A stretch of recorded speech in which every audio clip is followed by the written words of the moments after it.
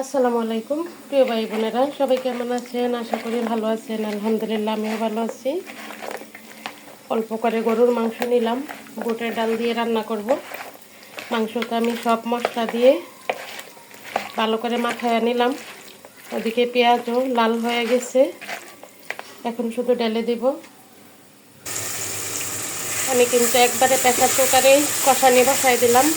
এখানে কষায়া তারপর আমি ঢাকনা লাগিয়ে সিদ্ধ করে নিব, কারণ মাংস না কষাইলে ভালো লাগে না। এদিকে মাছের জন্য আমি সিম আর এখানে নিলাম আলু। সিম আর আলু কেটে নেই, সিম আলু আর টমেটো দিয়ে রুই মাছ দিয়ে রান্না করব। সিম কেটে ধুয়ে একদম পরিষ্কার করে নিলাম। এখন আমি মাছটা ভেজে নিই। এই মাছ দিয়ে আমি সিম আলু তরকারি রান্না করব।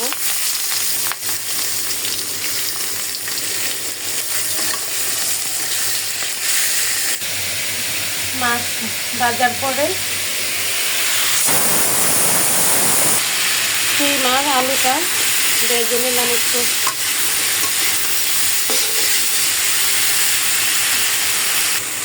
দিয়ে দিলাম টমেটো একসাথে, আর একটু ভেজে তারপর মশলা দিয়ে পরিমাণ মতো পানি দিয়ে দিব।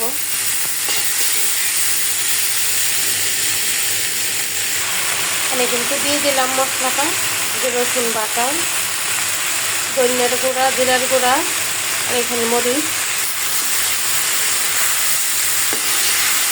পানিটাও আমি গরম পানি দিব। রাইস কুকারে গরম পানি বসাই দিলাম আগে।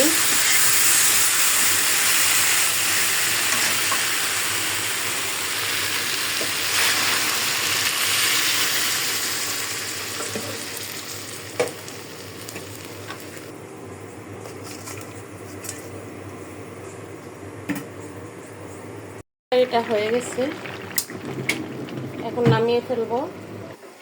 আমার গরুর মাংস তরকারিও কিন্তু হয়ে গেছে। আমি বুটের ডাল দিয়ে গরুর মাংস রান্না করেছি,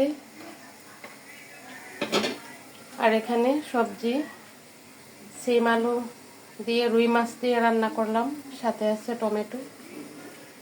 আজকের রান্না এখানেই শেষ। সবাই ভালো থাকবেন। আসসালামু আলাইকুম।